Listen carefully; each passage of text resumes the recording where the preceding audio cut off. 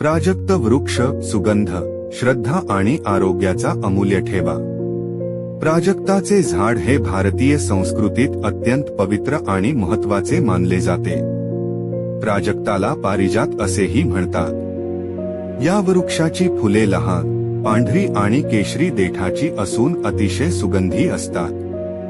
ही फुले रात्री उमलतात आणि सकाळी जमिनीवर गळून पडतात, त्यामुळे त्याला रातराणीचे फूल असेही संबोधले जाते। प्राजक्ताच्या वृक्षाला धार्मिक, औषधी आणि पर्यावरणीय महत्त्व आहे। हिंदू धर्मात या फुलांचा उपयोग देवपूजेसाठी केला जातो।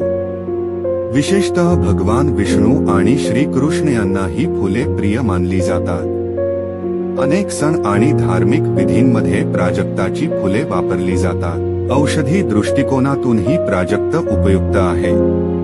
त्याची पाने, फुले आणि साल यांचा उपयोग ताप, सांधेदुखी, सर्दी आणि त्वचारोग यांवर औषध म्हणून केला जातो। आयुर्वेदामध्ये प्राजक्ताला विशेष स्थान आहे। पर्यावरणाच्या दृष्टीने हे झाड हवा शुद्ध ठेवण्यास मदत करते आणि परिसराला सुगंधित व सुंदर बनवते। त्यामुळे घराजवळ प्राजक्ताचे झाड लावणे शुभ मानले जाते।